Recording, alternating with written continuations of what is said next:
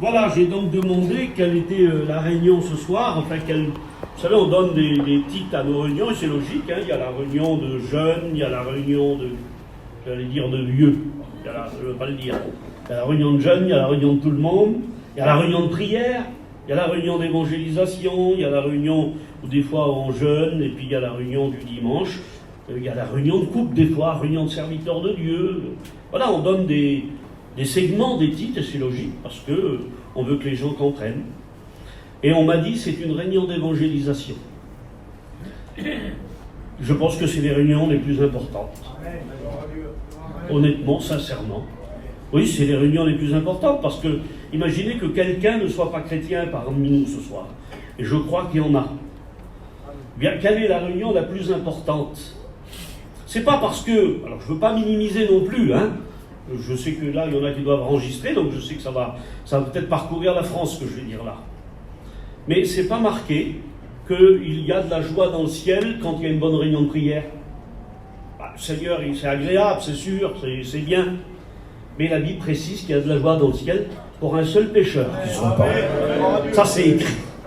Eh bien, si le ciel est capable de faire la fête ce soir, comment ne pas se réjouir et comment ne pas être d'accord et se mettre tout entier sur l'autel pour pouvoir évangéliser ce soir.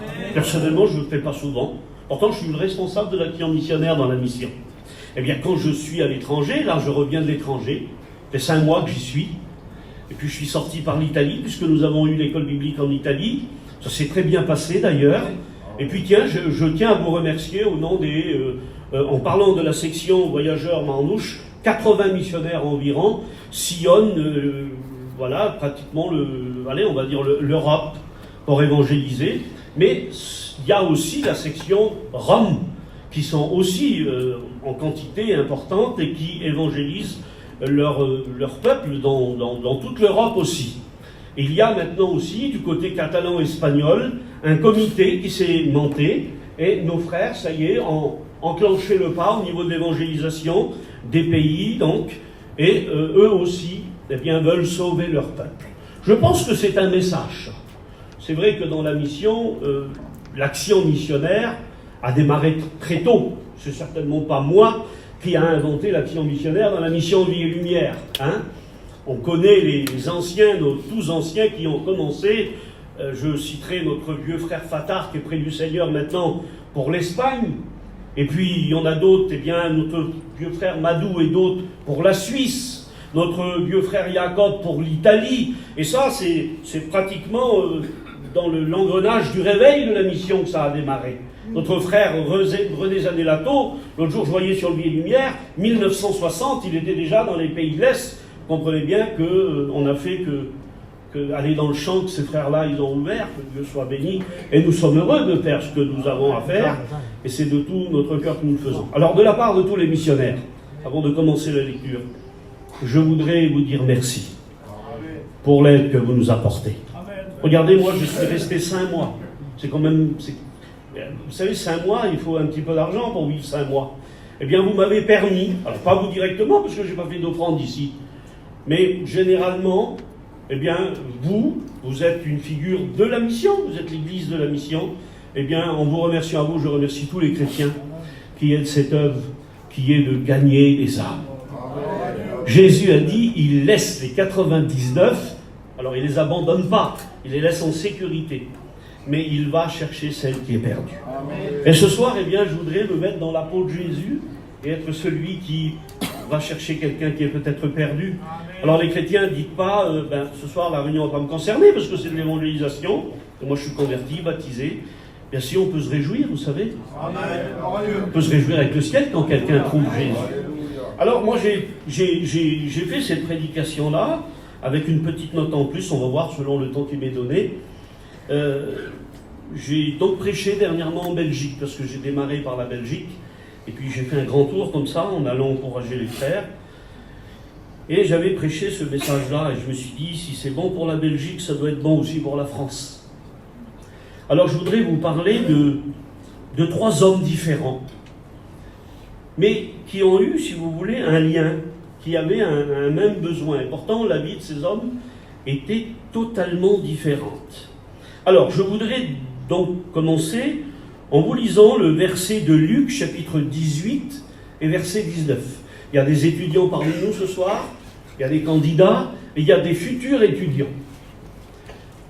Je pense que, je le dis parce que j'apporte mon concours aussi à l'école biblique, les jeunes là ils le savent, eh bien il n'y a pas de prédications qui sont périmées.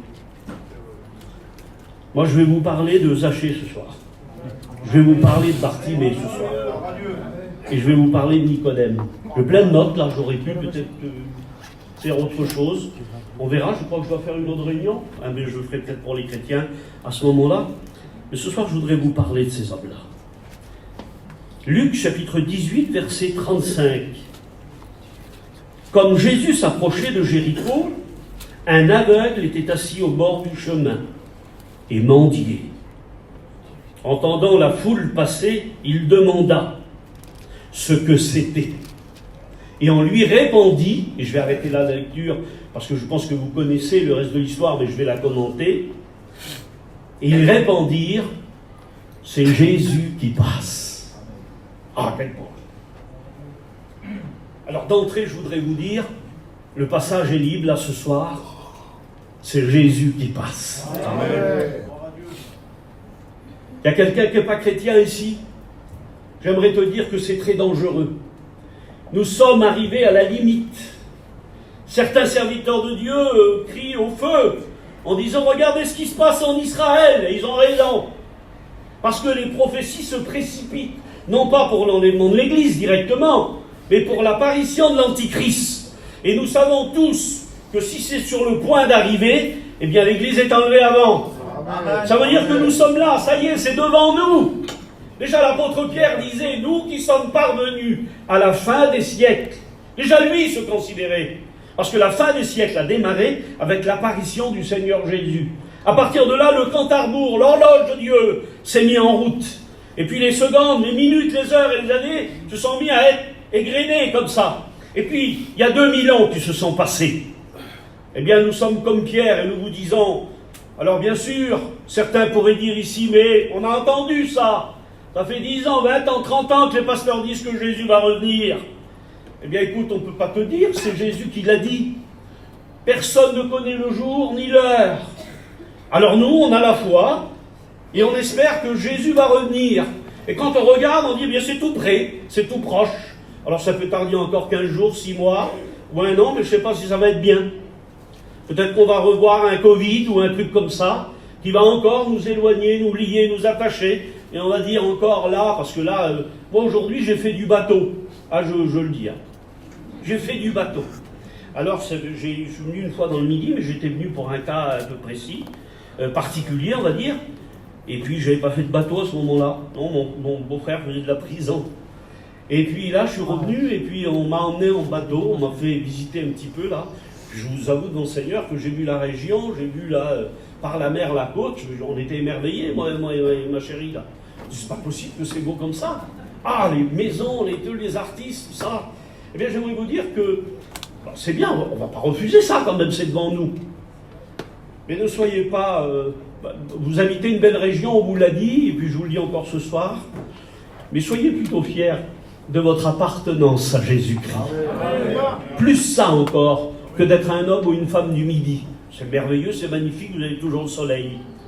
Mais le vrai soleil, il s'appelle Jésus. Parce qu'on peut avoir un grand soleil et être triste, un grand soleil et être en deuil, un grand soleil et avoir une grande maladie. Eh bien, le seul soleil qui peut briller et qui n'a pas de nuages à l'horizon, c'est le Seigneur Jésus. Amen. Jésus, je vais beaucoup imaginer, j'ai le droit, vous verrez, je ne vais pas exagérer.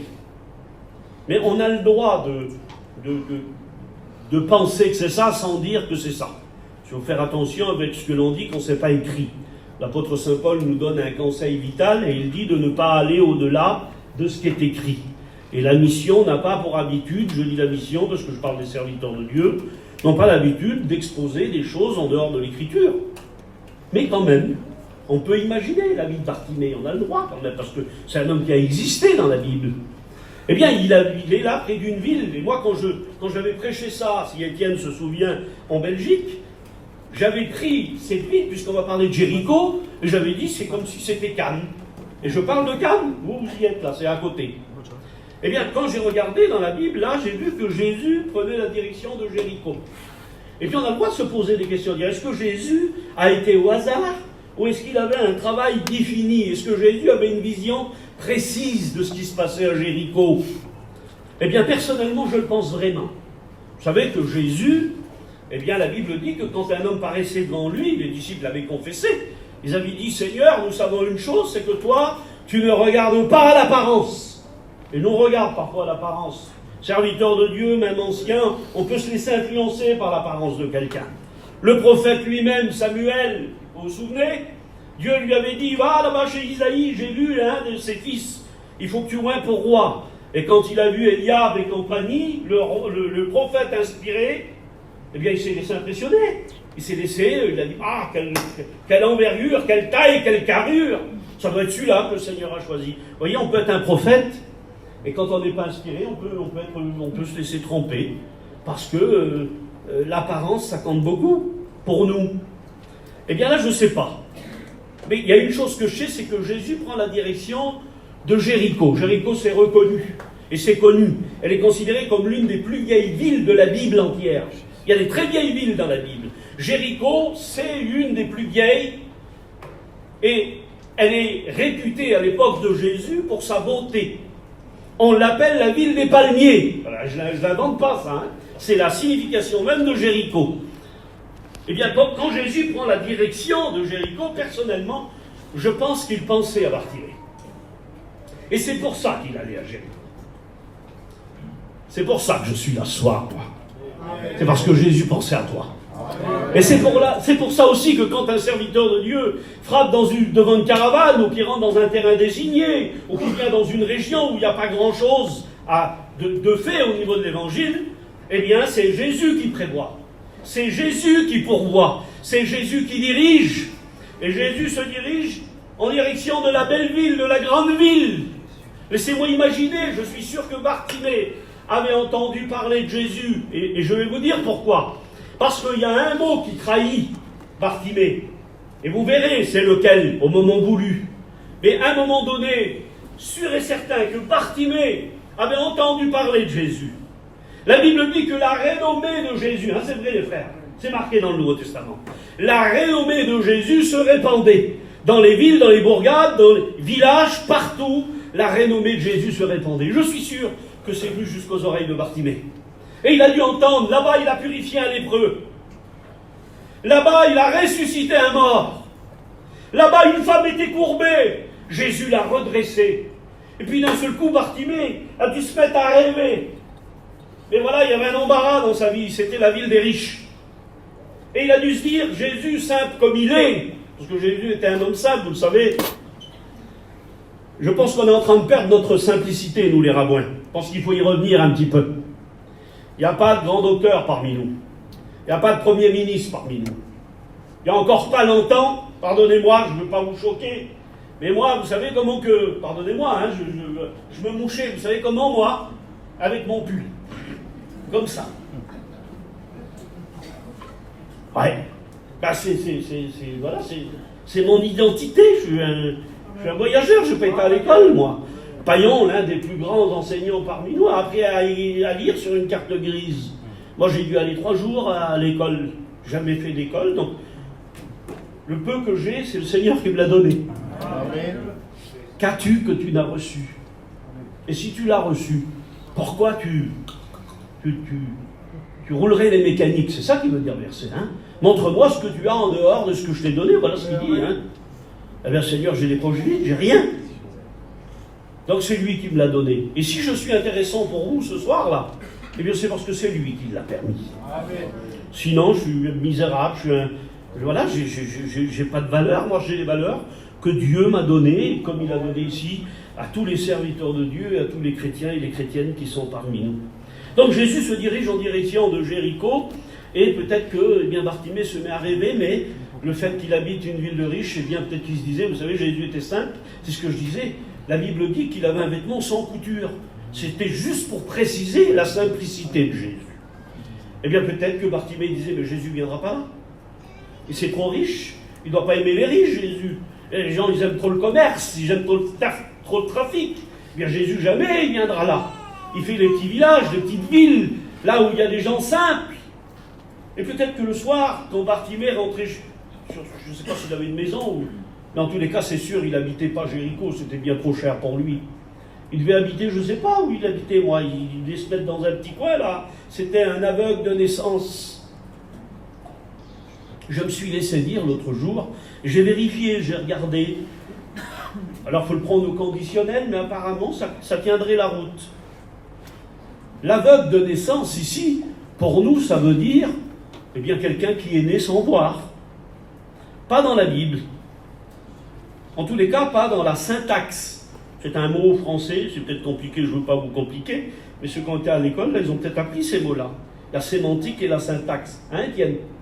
Eh bien, il semblerait que dans la vraie description du fameux Bartimée, c'est quand il est dit, il est né aveugle de naissance, ça veut plus vouloir dire naître sans les yeux.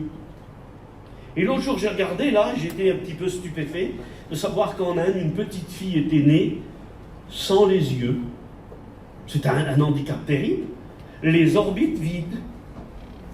Le corps entier était formé, sauf les deux yeux, comme il y en a des fois qui naissent sans un bras ou sans une jambe. Eh bien là, c'est sans les yeux. Et apparemment, eh bien, Bartimée, il est né sans les yeux et il n'y a pas d'espérance pour lui, normalement. Hein. Il y a peut-être quelqu'un qui se dit qu'il n'a pas d'espérance là. Pour moi, ça y est, j'ai été trop loin, j'ai trop de problèmes. C'est inarrangeable. Vous l'avez entendu, alors je le dis quand même. Notre Seigneur bâtit sur des ruines. Amen. La Bible dit qu'il relève l'indigent du fumier et il le fait asseoir avec les grands. Combien d'étudiants ont témoigné, combien de chrétiens, de chrétiennes ont témoigné comme quoi leur vie était à même le sol, leur vie était finie, il n'y avait plus aucune espérance, et puis Jésus a tout changé. Eh bien la Bible dit que Jésus se dirige en direction de Bartimée. Il ne sait pas Bartimée.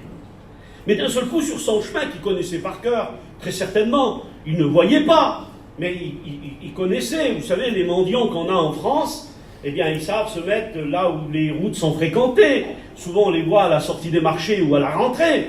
Ils sont pas, pardonnez-moi, ils ne sont pas idiots. Ils se mettent là où il y a du monde. Ben pour Bartimée, c'est la même chose. Il connaissait son petit chemin. Ça devait être un petit chemin ou une route de passage où beaucoup de gens rentraient. Puis d'un seul coup, il ne sait pas pourquoi, mais il s'est passé quelque chose. Il y a eu plus de bruit que d'habitude. Et puis à cette heure-là, normalement, ça n'avait pas lieu. Mais là, il y a eu quelque chose. Alors il a demandé. Et il a pris quelqu'un, il a accroché quelqu'un en disant « Mais qu'est-ce qui se passe sur mon petit chemin? C'est pas comme ça, normalement. » Peut-être que toi, ton cœur se met à battre la chamade, là, un petit peu. Tu dis « Mais comment que ça se fait? Normalement, je ne suis pas comme ça, moi. Pourquoi mon cœur, il commence à battre un peu vite? » Eh bien, j'aimerais te dire la même réponse que tu sais pas, c'est Jésus qui passe. C'est pour ça que ton cœur, il commence à frissonner peut-être un petit peu. Et puis, quand on lui dit c'est Jésus qui passe, alors c'est pas écrit. C'est pas écrit, mais c'est normal que c'est pas écrit. C'est la fin de l'évangile de Jean qui dit que s'il fallait écrire en détail tout ce que Jésus a fait, alors ça me dépasse, hein. Enfin, il dit la terre serait trop petite pour expliquer tout ce que Jésus a fait. Ça veut dire qu'entre ce que l'on a dans le Nouveau Testament et l'activité de Jésus, eh bien vous comprenez bien qu'il n'y a rien à voir. On a sélectionné quelques miracles dans la Bible. Les quelques miracles qui sont dans la Bible, c'est quelques miracles sélectionnés. Et on a essayé de faire un éventail de ce que Jésus était capable de faire. Il était capable de guérir une fièvre, comme ça a été le cas pour la belle-mère de Pierre. Il a été, par exemple, capable de redresser quelqu'un qui avait grandi avec des os courbés. Eh bien, c'est pas trop dur pour Jésus, et la Bible souligne ça. Et il a redressé les os qui étaient courbés. Oui. Quelqu'un qui était mort depuis 4 jours. Il a fallu faire une sélection des miracles de Jésus. Et Jésus peut faire au-delà de ce qu'on imagine. Il peut faire au-delà. Et j'aimerais te dire ce soir, ce que ces hommes-là ont dit de Bartimée, je voudrais te le dire, ne désespère pas. Non, il n'y a pas une vie assez, pardonnez-moi l'expression, assez foutue pour que Jésus ne puisse pas réagir ou ne puisse pas agir. Jésus peut arranger tous les problèmes. Parce qu'il a, et ça c'est ce que je disais aux étudiants, c'est Dieu, c'est le divin. Vous n'avez pas cette parole, et vous ne l'aurez jamais. Il n'y a que le divin qui possède cette parole. On explique au tableau à l'école biblique que Dieu, Jésus, eh bien, emploie une parole que personne n'a. Elle se traduit par l'hébreu par bara ex nihilo. Ça veut dire quoi, ça, bara ex nihilo? Eh bien, c'est un langage que Dieu seul possède. Seul le divin possède ça. La Bible dit que ça, en langage, c'est le bara ex nihilo, c'est-à-dire qu'il appelle les choses qui n'existent pas, et ils apparaissent. Amen. Il sort du néant ce qui n'existe pas. Ta vie n'existe pas à toi. Et tu dis, non, ça n'existe pas. Ça n'existe pas dans ma vie. Ça n'existe pas. Bara ex nihilo, il dit, et la chose arrive. C'est le Dieu Tout-Puissant, et il est parmi nous ce soir, que son nom soit béni. Eh bien, la Bible déclare qu'arrivé à la hauteur de Bartimée, eh bien, Bartimée va faire quelque chose, il va crier. Et on vient sur le mot que je vous disais. Vous vous rappelez, quand il a interrogé l'homme et qu'il a dit, qu'est-ce qui se passe? On lui a dit, tu sais pas, c'est Jésus de Nazareth qui passe. Et comment Bartimée a interpellé Jésus? Est-ce qu'il a dit Jésus de Nazareth? Ou il a dit autre chose, le frère? Il a dit autre chose, quelque chose que les autres ne lui avaient pas dit. C'est la preuve qu'il avait étudié le cas de Jésus. Il avait étudié la descendance de Jésus, parce qu'il avait entendu parler de Jésus. Et quand Jésus va être à sa hauteur, il ne va pas dire Jésus de Nazareth, il va dire Jésus, fils de David. C'était sa descendance, son nom de famille, ça. Jésus, fils de David, aie pitié de moi. Il savait qu'il pouvait demander l'indemandable. Et puis Jésus ne l'a pas écouté du premier coup. Alors je me reprends, il y a des étudiants parmi nous. Jésus l'a entendu parfaitement du premier coup, mais il ne s'est pas arrêté. Peut-être qu'il y en a qui peuvent dire là des fois, eh bien moi j'ai essayé d'être chrétien. J'ai essayé une fois, et puis je n'ai pas arrivé. Alors comme je suis un homme honnête, eh bien je ne veux pas me moquer des choses de Dieu, j'ai essayé une fois, et je n'ai pas arrivé, alors j'essaye plus. Eh bien pardonne-moi, ce n'est pas une bonne idée. Vous savez, il y a des gens dans le monde qui ne gagnent pas au tiercé. Alors ils essayent une fois, 10 fois, 1 milliard de fois. Et il y en a qui sont liés par ça bientôt. Bien pardonne-moi, je ne te propose pas de jouer au tiercé. Je te demande de crier une deuxième fois. Parce que c'est ce que Bartimée a fait. La Bible dit que quand Jésus a passé comme ça, il a crié une deuxième fois. Alors que les autres lui disaient, n'importune pas le maître. Ça voulait dire, pardonnez-moi, t'es trop misérable, t'es pas assez important. Tes vêtements sont pas assez beaux, t'as pas assez d'argent dans le portefeuille, et puis il va gagner quoi, Jésus, à te connaître à toi? T'as rien à lui donner. Alors laisse-le parcourir son chemin. Laisse-le rentrer dans la ville des palmiers, dans la ville de Jéricho. Mais la Bible déclare, ah, quelle beauté. Ben oui, il avait un problème, lui. T'as un problème, toi? Eh bien, crie pas une fois. La Bible dit qu'il n'a pas entendu. Et il a crié encore plus fort. C'est marqué dans la Bible. Jésus, fils de David, aie pitié de moi. Imaginez le cortège, Jésus et les 12. Puis d'un seul coup, Jésus s'arrête. Il se tourne, Jésus. Et puis il dit, amenez-le. Parce qu'il sait qu'il ne pouvait pas se déplacer. Moi, j'ai essayé d'être chrétien, mais je ne peux pas. Parce que j'ai des ennemis. Parce que j'ai un métier qui n'est pas facile. Et puis il y a tant d'excuses des fois qu'on met devant comme ça, parce qu'on imagine que c'est impossible que Jésus arrange tous ces problèmes-là. Mes frères, vous étiez comme ça aussi, vous? Répondez-moi. Est-ce que Jésus vous a donné un métier? Apparemment non.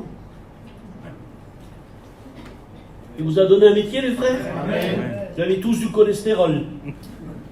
Ça veut dire qu'on ne meurt pas de faim. Ah, ça c'est le diable, vous savez. C'est le diable qui dit qu'il n'y arrivera pas, et ton métier, et ton ennemi là-bas qu'il faut que tu pardonnes. Ah bien sûr, comme ça, on ne peut pas. Mais avec Jésus, on peut. Amen. Tout est possible à celui qui croit. C'est ça la règle de la foi, que Dieu soit béni. Alors la Bible déclare que quand on a amené Jésus comme ça, Jésus a posé une question. Bizarre question. Un homme aussi adroit, avec autant de révélations de Jésus, que Jésus avait. Il a dit sur lui, alors qu'il avait devant lui un aveugle, et peut-être qu'il n'avait même pas de yeux, je dis peut-être, c'est visible ça. En général, s'il y avait un aveugle à l'imposition des mains, tout à l'heure, en général, il a une canne blanche, il a des lunettes de soleil très sombres, là, et qu'il vient à l'imposition des mains, je ne me vois pas lui demander, tu viens pourquoi? Les autres riraient de moi, là, mais t'as vu ce qu'il demande, lui? Il demande à un aveugle qu'est-ce qu'il veut. Il veut que tu pries pour lui pour voir. C'est tellement évident. Eh bien, Jésus n'a pas peur quand ils disent, mais comment, Jésus ne voit pas, il n'est pas assez adroit. Il dit, que veux-tu que je te fasse? Oui, parce qu'il aurait pu demander autre chose. Dans sa petite corbeille, là, Bartimée, il devait comme ça, tâtonner comme ça, puis quand il mettait la main dans la corbeille, je suis sûr qu'il sentait des petites pièces de rien du tout. Et il savait à quel moment il fallait récolter l'argent, tous les heures, tous les 2 heures, je ne sais pas moi. Alors des fois, souvent il devait être déçu, le pauvre. Jésus lui dit, que veux-tu que je te fasse? Il aurait pu dire, je veux une belle pile de billets de 500. Il aurait pu demander ça. Il aurait pu très bien imaginer que Jésus n'était pas assez puissant pour lui donner des yeux. Alors il aurait pu dire, Seigneur, eh bien on ne me donne jamais rien, tu me demandes, mais tant qu'à faire, je vais te faire une demande. Une belle pile de billets de 500 €, ou des billets de l'époque, je ne sais pas, ou plein de pièces d'or. Et c'est pas ça qu'il demande. Et il répond à Jésus tout simplement, lui, il dit pas, Seigneur, comment, tu sais pas, tu me demandes. Non, il dit, que je recouvre la vue, Seigneur. C'est quoi ton besoin, toi? Parce qu'il y a Jésus parmi nous ce soir. C'est quoi ton besoin? Imagine que Jésus te dit ce soir, que veux-tu que je te fasse? Bartimée, ça va vous faire rire, mais peut-être qu'il avait plus de chez lui, très certainement. Il mangeait de la poussière tous les jours, il était peut-être tout seul, cet homme-là. Bien, peut-être qu'il aurait pu dire, tu sais, Jésus, ma grand-mère, à moi, elle était spécialiste pour faire tel et tel repas. Eh bien, j'avais 18 ans quand j'ai arrêté de manger ce manger-là. Bien, avant de mourir, je voudrais bien manger le repas de ma grand-mère. Voilà, pour me rappeler le goût. Hein? Parce qu'il y a des odeurs, des fois, qui nous rappellent des souvenirs. Il aurait pu demander quelque chose comme ça, mais c'est pas ça qu'il demande. Il demande à retrouver la vue. Je suis sûr que Jésus lui a fait une petite tape sur l'épaule. Il a dû dire, toi, tu es au courant de ton besoin. Est-ce que tu es au courant de ton besoin, toi? Parce qu'il y a des inconvertis parmi nous, là. Je sais qu'il y en a. Ils sont capables de parler de Jésus à un petit monsieur, à une petite dame, pendant qu'ils travaillent, s'ils voyaient un besoin. Parce que j'ai écouté ça, moi. Des inconvertis qui témoignent de Jésus à des gens qui sont dans le malheur. Ça les touche. Alors ils disent, vous savez, madame, il faut prier. Dieu est vivant. Il les évangélise. Alors qu'eux-mêmes ne sont pas sauvés. Eh bien, ce soir, Jésus te demande à toi, que veux-tu que je te fasse? Je t'en supplie, ne demande pas à manger un repas qu'il y a longtemps que tu n'as pas mangé, ou un peu d'argent. Demande ton réel besoin. Dis-lui, Seigneur, j'ai pas la paix. Quand je me couche le soir, j'ai peur, Seigneur. Seigneur, je crains pour mes petits, je crains pour mes parents. Seigneur, j'ai peur, je suis pas bien. Je suis pas heureux, Seigneur. Et pourtant, j'ai peut-être de l'argent, je sais pas. Ou j'en ai pas, je sais pas. Mais je suis pas heureux. Bien, Seigneur, c'est pas de l'argent que j'ai besoin. C'est d'être heureux, parce que je vous assure devant Dieu que c'est vrai. On peut être heureux sans argent. Quand je dis sans argent, c'est pas d'argent du tout, parce que de l'argent, il en faut un tout petit peu pour vivre. Mais je vous assure, je vous en souhaite que Dieu vous bénisse. Si vous êtes dans le besoin au niveau financier, eh bien, je vous souhaite d'avoir un petit peu pour voir à ce que vous avez besoin. Mais si vous avez focalisé sur cette idée qu'avoir de l'argent, eh bien, c'est fini les problèmes, c'est faux. Les artistes eux-mêmes sont des témoins pour nous ici, là. Hein, c'est tous pardonnez-moi, beaucoup se droguent et beaucoup se suicident. La preuve que la gloire et l'argent, eh bien, c'est pas ça. Non, c'est Jésus, le bonheur. Amen. Et ce soir, il faut que tu lui dises ton besoin. La Bible déclare que quand Bartimée a eu la bonne réponse, eh bien, il retrouva la vue. D'un bond, il fut debout. Quel bonheur si ça pouvait changer pour toi ce soir. Amen. Il s'est mis à suivre Jésus. Et là, Jésus, il ne dit pas, ça y est, j'ai fait le boulot, allons-nous-en. Non, il rentre dans la ville. Il rentre dans la belle ville des palmiers. Comme moi, tout à l'heure, sur le bateau, il a dû voir les belles villes-là, Jésus, parce qu'il y en avait. Eh bien là, regardez, un homme qui ne pouvait pas voir Jésus, quand Jésus rentre dans la ville, il y a un autre homme. Alors là, tiens, je prends la page, parce qu'il faut que je vous dise. L'autre homme, c'est le contraire de Bartimée. Bartimée, c'est un mendiant, pauvre, aveugle. Mendiant, pas terrible, mendiant. Mais la Bible précise pauvre. Ah bon, pourquoi? Quand tu es mendiant, tu n'es pas automatiquement pauvre? Non, pas toujours. Il y a des mendiants que c'est leur métier. Je peux vous en parler, parce que je suis le missionnaire de la Roumanie. Eh bien, encore dernièrement, il a fallu que je filme une maison pour montrer à quelqu'un, là-bas en Roumanie, dans la ville de Timisoara. Je vous assure devant Dieu, j'ai vu ici des villas terribles. Mais pour l'instant, je n'ai pas vu ce que j'ai vu en Roumanie. Je vous assure que c'est vrai. Il y a des Roms qui font la mendicité, eh bien, qui ont des maisons copiées sur la Maison Blanche aux États-Unis. Vous voyez ça? Vous dites, c'est pas possible, ça ne peut pas appartenir à quelqu'un, à une famille, ça. Et je vous assure que ça appartient. C'est des maisons avec des pylônes énormes qui montent sur 3-4 étages. Mais c'est des vrais châteaux. Et j'ai appris que parmi eux, il y a des plaques avec des matricules français qui font la Manche. Alors, ne dites pas, vous, avec ce que le pasteur il a dit, maintenant quand il y en a un qui va venir, je lui donne rien, parce qu'ils ont des maisons qui ressemblent à la Maison Blanche. Non, il y a des vrais pauvres. Il y a aussi les Romains qui habitent dans les égouts, pardonnez-moi, comme les rats.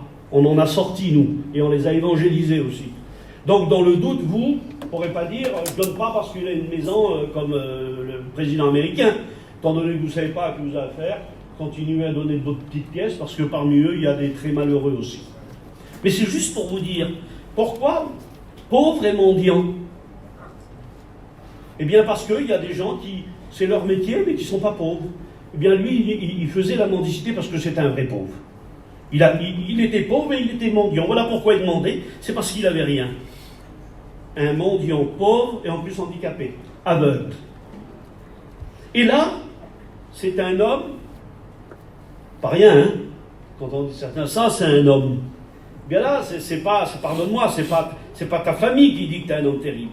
C'est la Bible qui le dit, et en l'occurrence Jésus.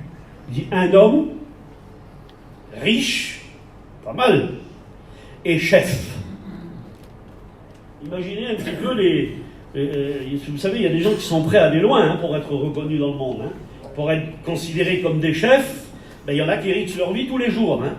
Et bien là, c'est un homme, un vrai, j'allais dire un dur et un tatoué, mais je n'ai pas le droit quand même. C'est un homme, c'est un chef et c'est un riche. Il a toutes les qualités possibles. Alors pas celui-là quand même, il ne peut pas chercher après Jésus celui-là. Ben si, lui aussi. La Bible dit que cherchant à voir qui était Jésus, mais il ne pouvait pas non plus, pourtant il n'était pas aveugle. C'était un homme, c'était un riche, c'était un chef. Et il ne peut pas voir Jésus non plus, lui. Tiens, pourquoi? Eh bien parce qu'on ne voit pas Jésus, parce qu'on est un homme, on est riche et on est chef. Jésus ne se laisse pas voir par ces hommes-là, pardonnez-moi. On n'approche pas Jésus avec ça. C'est bien ta renommée, c'est bien aussi ta richesse. Et tu peux être même un chef. Eh bien Jésus ne se laisse pas impressionner par les hommes. C'est lui qui impressionne les hommes. Amen. Mais les hommes ne l'impressionnent pas. Il les aime beaucoup, les hommes. Mais il n'est pas impressionné, Jésus, par les hommes. Et regardez, la Bible dit que quand Zachée a voulu voir qui était Jésus, eh bien il ne pouvait pas. Malgré qu'il était chef, riche, et puis c'était un monsieur. Il ne pouvait pas voir Jésus. Il ne devait pas habiter le long du chemin, lui. Alors, je vais vous dire pourquoi. Enfin, je vais imaginer au moins. Comment M. Zachée est devenu un chef au sein même des Romains, quand même. C'était un chef parmi les publicains, ou le chef des publicains. Eh bien, je suis sûr que Zachée, un jour, il a dû voir son beau-frère, il a dû voir son frère, son père, avec les petites baraques qu'il y avait à l'époque. Il a dû dire à sa femme, ma femme, je vais faire quelque chose, mais je ne veux pas vivre comme ça.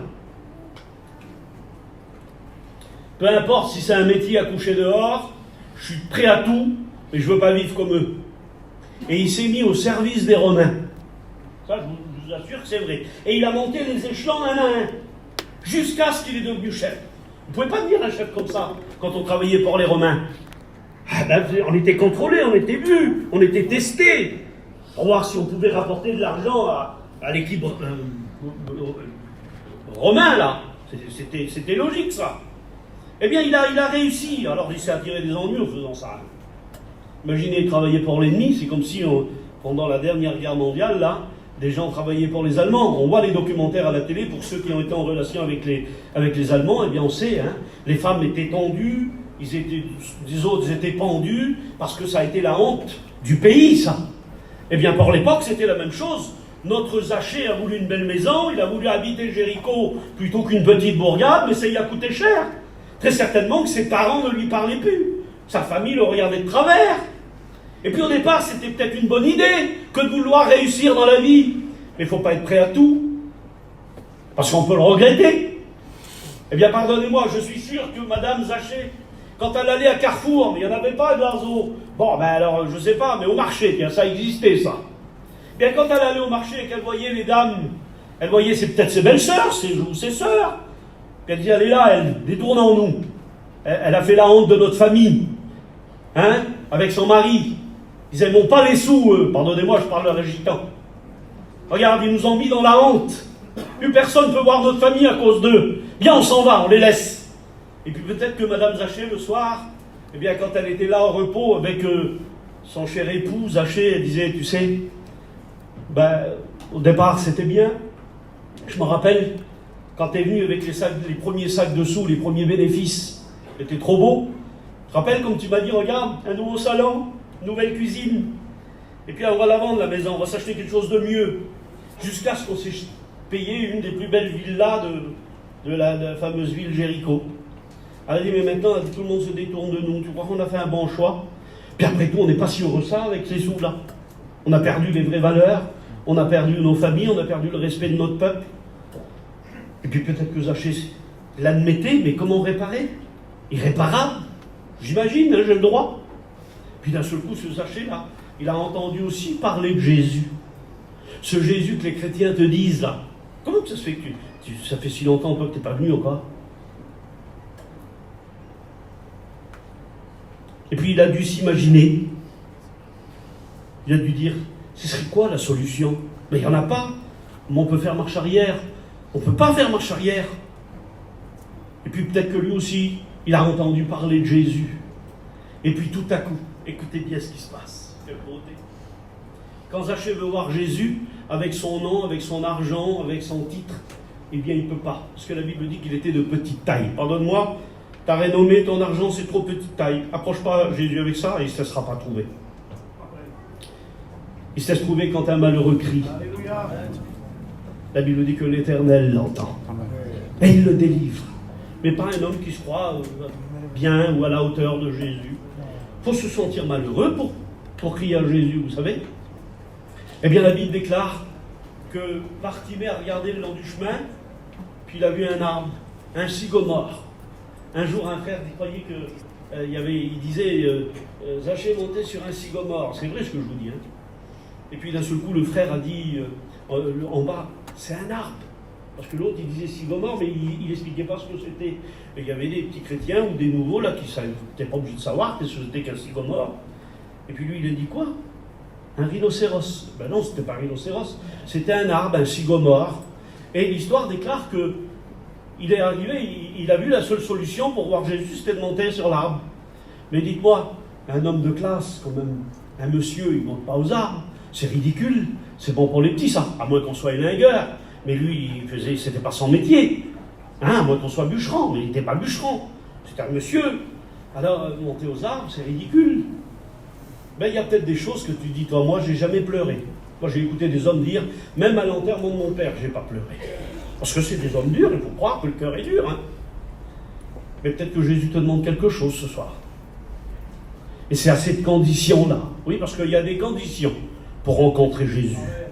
Non pas que tu n'aies pas péché, ou que tu n'aies pas commis tel ou tel péché. Non, non, non, Jésus se laisse trouver par tous les hommes, toutes les femmes, quel que soit le péché.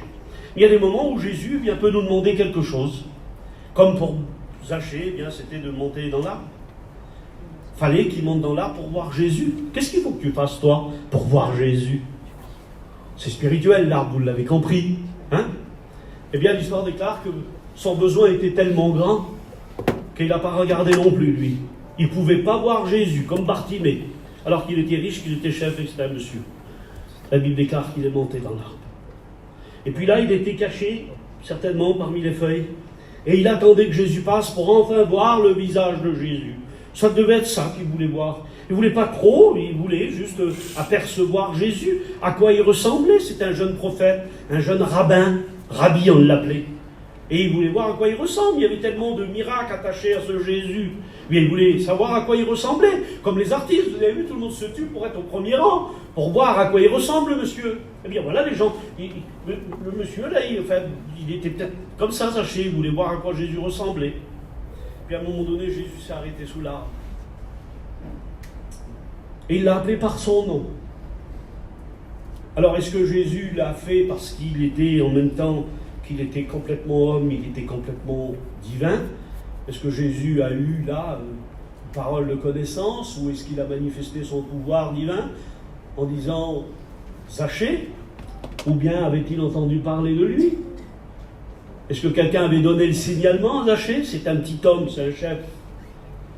En tous les cas, Jésus s'arrête au bon endroit et il lui dit Zachée, hâte-toi de descendre. L'autre mot, c'est dépêche-toi de descendre.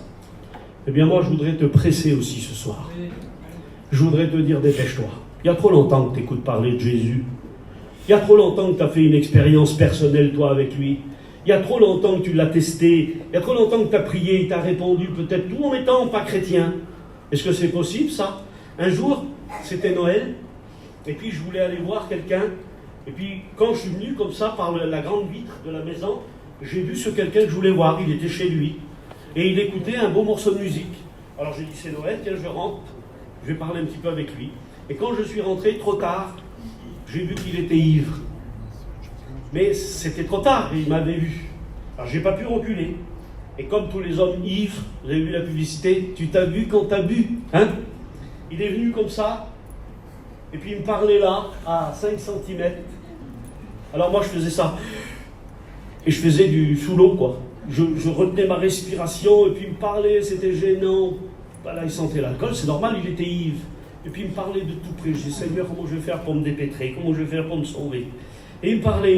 Puis à un moment donné, il s'est mis à pleurer. Et puis il m'a dit, tu sais, s'il y a quelqu'un de proche de Dieu entre toi et moi, eh bien, il dit, ça doit être toi.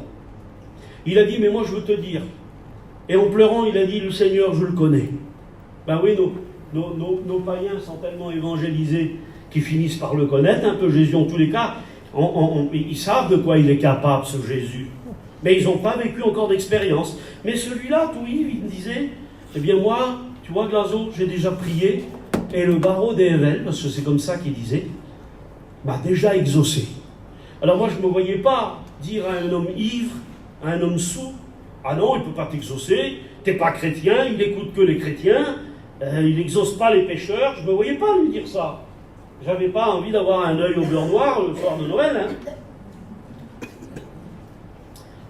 Alors j'ai dit au Saint-Esprit comme ça, j'ai dit, Seigneur, je t'en supplie, inspire-moi, donne-moi à lui dire un mot quand même. Et puis Dieu m'a animé. Dites pas Amen. Amen. Il m'a animé, le Seigneur. Alors je l'ai regardé comme ça, et puis j'ai dit, tu vois un tel, je veux bien croire qu'il t'a exaucé, mais s'il l'a fait, c'est pour te montrer qu'il t'aime et qu'il veut te sauver. Ah, ça l'a choqué ce que j'ai dit là. Je remettais en question son salut, puisqu'il ne vivait pas pour Jésus. Il n'avait pas découvert Jésus. Il disait que Jésus avait été bon avec lui. Eh bien moi, j'étais en train de lui dire que s'il était bon avec lui, c'était parce qu'il voulait lui montrer à combien il l'aimait. Quelques mois après, je ne sais pas si c'est à cause de ça, mais il s'est converti, il s'est baptisé, et il est devenu un véritable chrétien. Amen. Il y a un serviteur de Dieu, il s'appelle Bambi. Là, il y a des frères qui le connaissent. Il est le responsable de l'église chez nous à Paris, de l'Ivry-Gargan. Eh bien, lui aussi, il a ce témoignage pareil. Lui, son témoignage, c'est alors qu'il était au bar, il était ivre. Vous voyez, les frères et les sœurs, on peut même parler à quelqu'un qui est ivre. Parce qu'il y a des gens qui peuvent recevoir un mot, même qui sont ivres. Eh bien, il y a le frère Payoum qui était rentré dans le café, là, et ils étaient quelques copains, là, et puis ils étaient bien ivres, quoi. Et puis quand Payoum est rentré, lui, il aurait peut-être pas voulu rentrer non plus, mais trop tard, il a commandé un café, il a bu son petit café, puis il a dit, les garçons, je suis obligé de vous laisser, je m'en vais à la réunion. Et Payoum a quitté les lieux, et Bambi a été profondément attristé. Il a dit, regarde lui, ils sont là à la réunion. Et nous, on est là en train d'essayer de chercher le bonheur et on ne trouve pas. Il a dit à ses copains, je vous quitte les gars, je m'en vais. Il est rentré chez lui. Et sur le chemin du retour, il a reçu Jésus dans son cœur.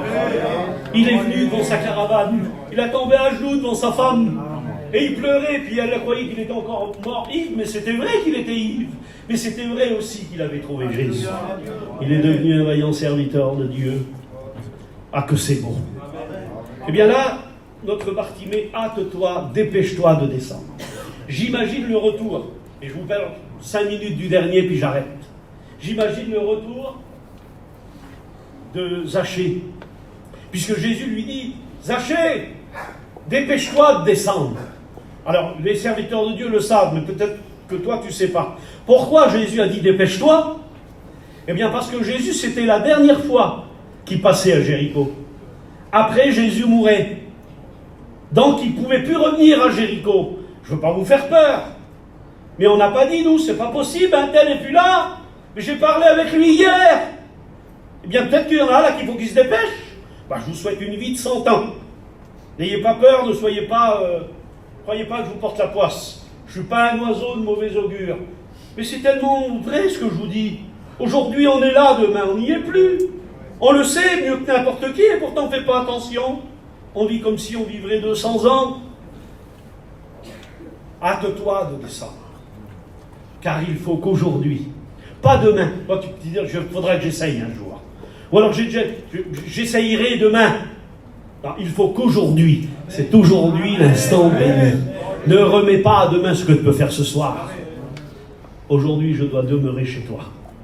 Alors je m'imagine Zachée en prenant Jésus par le bras, et peut-être en criant dans la cour, en venant dans sa maison. Peut-être qu'il criait, je ne sais pas, c'est moi qui imagine. Ma femme, ça y est, je viens avec un trésor, le plus grand des trésors. Il venait avec de l'argent jusqu'à présent, mais il s'était mis dans le problème jusqu'au cou pour l'argent. Et là, il vient avec la solution. La solution s'appelle Jésus. Et quand je vous dis que c'est le plus grand des trésors, Jésus a imaginé cette histoire. Il a dit, c'est semblable à un homme qui se promène dans un champ et qui trouve un grand trésor. Quand il trouve le trésor, il se met à vendre tout ce qu'il a. Tout ce qu'il croyait que ça avait de la valeur dans sa vie, il s'en débarrasse. Parce qu'il a trouvé le plus grand des trésors. Je ne sais pas ce que tu estimes comme étant une valeur, toi, dans ta vie. J'aimerais te dire que si tu rentres en contact avec Jésus, et si tu savais ce que Jésus est prêt à te proposer, tu laisserais ce qui te semble. Je vous raconte cette histoire-là, elle est trop belle. Il n'est pas 10 heures encore. J'ai le droit. C'est l'histoire d'une petite fille, écoutez ça. Une histoire réelle qui s'est vraiment passée. L'histoire déclare qu'une petite fille avait été aux courses avec sa mère. Et puis, arrivée dans un rayon, eh bien, il y avait des petits jouets. Et puis la petite, l'histoire déclare, elle lui, dans une petite pochette, eh bien, un collier de perles en plastique. Et puis elle dit à sa mère, maman, je voudrais ce petit collier. Mais l'histoire déclare que c'était pendant la dépression des États-Unis, c'est-à-dire que plus personne n'avait de l'argent, et que $1, c'était $1. L'histoire déclare, même le prix, vous voyez dans l'histoire, le petit collier de perles coûtait $1.30. Mais la mère, n'ayant pas l'argent suffisant pour y payer, lui dit, tu sais ma fille, bientôt, ça va être ton anniversaire, on n'a pas l'argent, alors on va essayer, et puis le jour de ton anniversaire, on essayera de t'acheter ce petit collier. Et l'histoire déclare que le jour venant de son anniversaire, eh bien, elle trouva le petit collier de perles. Ah, quelle joie pour elle, dit l'histoire. Elle le prit, elle le mit à son cou, et puis elle ne le quittait pas, dit l'histoire. Elle dormait même avec. Et puis un jour, son père entra dans sa chambre et lui posa la question. Il lui dit, ma chérie, tu aimes ton papa? Et la petite fille répondit, oh oui papa, je t'aime. M'aimes-tu au point de me donner ton petit collier de perles? L'histoire déclare que la petite fille fut choquée. Son père qui lui demandait le petit collier de perles, mais elle n'en croyait pas ses oreilles. Alors elle mit les mains à son cou, dit l'histoire, s'agrippant à son petit collier, croyant que son père voulait lui prendre. Puis le père, sans d'autres mots, quitta la chambre. Et le lendemain, il entra, dit l'histoire, encore une fois dans la chambre, et il posa la même question, tu m'aimes ma fille? Mais là, avec un peu moins de force, un peu qu'une voix timide, elle lui dit, oui papa, je t'aime. Es-tu prête à me donner ton petit collier de perles? L'histoire déclare qu'elle répondit à son père, papa, tu sais, j'ai 2 poupées. Il dit, ma préférée, c'est celle de droite. Si tu veux, prends ma poupée. Mais laisse-moi mon petit collier de perles. Elle ne voulait pas donner son petit collier de perles. Elle y était attachée. Et l'histoire déclare que le père quitta la chambre. 3e soir, Il entra dans la chambre, il aperçut que la petite fille n'avait plus le collier de perles autour du cou. Alors l'histoire dit qu'elle le tenait serré dans ses mains. Et puis le père reposa pour la troisième fois la question. « Ma chérie, tu m'aimes ? Oui, papa, je t'aime. Et je vais te le prouver, puisque je te donne mon petit collier de perles. » L'histoire déclare qu'il prit de sa main le petit collier de perles et il le mit dans sa poche. Et de son autre poche, il sortit, dans une petite bourse en velours, un vrai collier de perles. L'histoire déclare qu'il lui attacha comme ça au cou et il lui expliqua le miracle, comment les perles, apparaissaient. Vous savez, ça fait réfléchir à quelque chose, ça.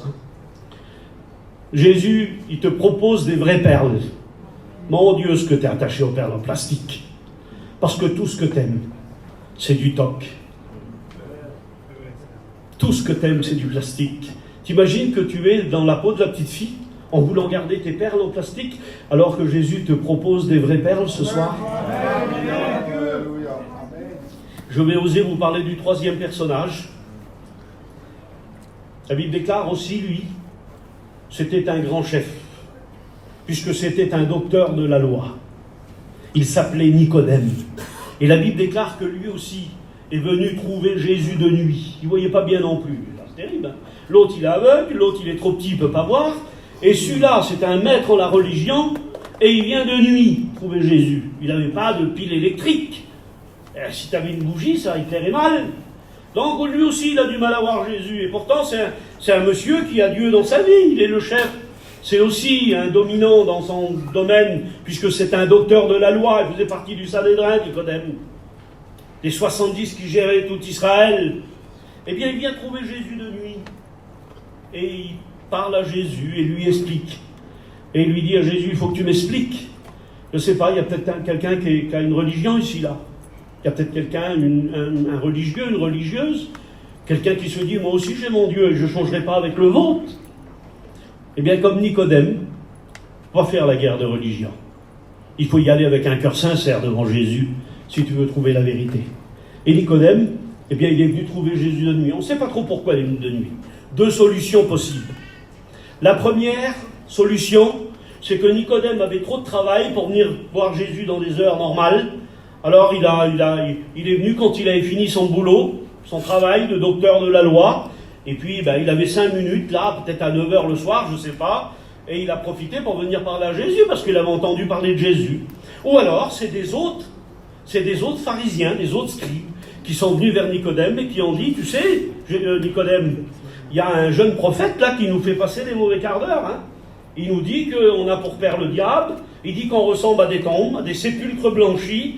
Il faudrait qu'il tienne la route, qu'il parle avec lui, et puis qu'il le remballe. Nicodème, il n'y a que toi qui peux faire ça, je t'en supplie. T'es docteur de la loi. Et il n'arrête pas de nous humilier, essaye d'aller le voir. Bon, j'irai le voir comme j'ai le temps, peut-être que c'est ça aussi. Et Nicodème est venu trouver Jésus de nuit, peut-être que c'est à cause de ça, on ne sait pas. Dans tous les cas, il est venu de nuit trouver Jésus. Et il a dit à Jésus, Jésus, je vais être honnête avec toi. Et on voit que c'est de l'honnêteté. Personne ne peut faire les miracles que tu fais si Dieu est avec lui.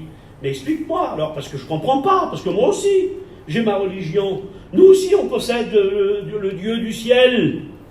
Qu'est-ce qui se passe? Et puis Jésus va le regarder. Alors que le temps de la visite d'Israël avait été fini. À un moment donné, Jésus était venu pour les brebis perdues d'Israël. Vous vous rappelez de ça? Il était venu que pour les Juifs à un moment donné. Et parce que les Juifs l'ont rejeté, vous vous rappelez, il avait presque refusé un miracle à un païen, Jésus. La femme, la syrophénicienne de Syrie, elle est venue vers Jésus pour demander un miracle. Et puis Jésus, il a dit non. Il n'est pas bon de donner le pain des enfants, c'est-à-dire la parole de Dieu, le Messie pour Israël, ne peut pas le donner aux autres. Puis elle a accepté, elle a dit oui, mais les petits chiens se contentent des miettes. Et la Bible dit que Jésus, voyant sa foi, a été touché dans son cœur, et exceptionnellement, il a béni cette femme-là. Ce n'était pas le temps pour les païens. Et quand Israël a refusé, a rejeté Jésus, eh bien à un moment donné, il s'est tourné vers les païens. On est d'accord, jusqu'à là. Eh bien là, il revient et il dit à Nicodème quelque chose de compliqué. Il dit à Nicodème, Nicodème, il faut que tu naisses de nouveau. Et là, je voudrais attirer l'attention des serviteurs de Dieu, de ceux qui étudient la Bible, parce que c'est un point important. Et beaucoup disent, par exemple, que les Juifs ne peuvent pas être sauvés parce qu'ils ne sont pas nés de nouveau. La preuve, c'est que Jésus l'a reproché à Nicodème. Donc, pour entrer dans le royaume de Dieu, il faut naître de nouveau. Et il a dit textuellement à Nicodème qu'il n'était pas né de nouveau. Eh bien, j'aimerais vous dire qu'un Juif n'avait pas à naître de nouveau. C'est un mot qu'un Juif ignore totalement, la nouvelle naissance. Pour lui, c'est une reconversion. Au contraire, c'est trahir le peuple, ça. C'est trahir sa foi, ça. Donc, quand Jésus lui dit, Nicodème, il faut que tu naisses de nouveau, ça veut dire il faut que tu changes, si tu veux savoir. Il faut que tu changes ta religion pour une autre. Un Juif n'avait pas à naître de nouveau, puisqu'à 8 jours, il était présenté au temple. Il devait être enseigné dans la loi de Moïse. Vous avez vu, nous, on dit, on ne naît pas chrétien, mais on le devient. Hein, c'est vrai, nous. Pas un Juif. Un Juif, il naît chrétien. Il naît Juif. Et il naît tout entier dans la loi de Moïse. Il n'avait pas à changer, au contraire, il fallait qu'il garde la loi jusqu'au bout pour être sauvé.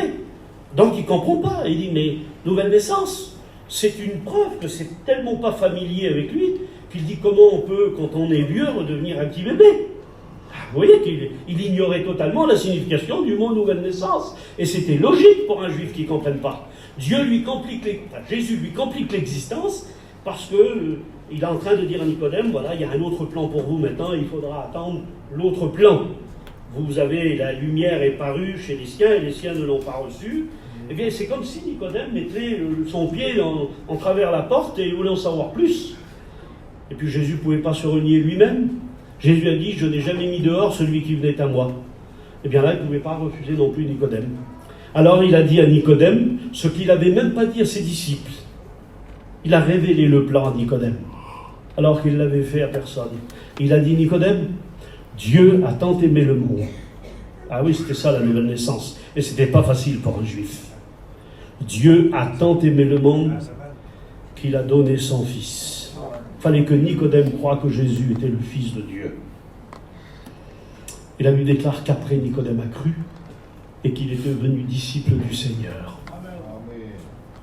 Je ne sais pas si tu es pauvre, mendiant, qu'on dirait, ben lui, tu vois, c'est un pauvre, il n'a pas réussi dans la vie, ferait pleurer les pierres. Eh bien, c'est bien le bon Dieu pour lui. Mais pas l'autre, regarde, c'est un riche, c'est un chef, c'est un puissant. S'il a le même besoin, il ne peut pas voir Jésus non plus, lui. Et il l'a besoin aussi. Mais le religieux, ça y est, regarde, on a notre Dieu, nous, non, comme Nicodème. Si tu ne veux pas faire la guerre et que tu veux être sincère, eh bien, pose-toi des questions. Cherche la vérité.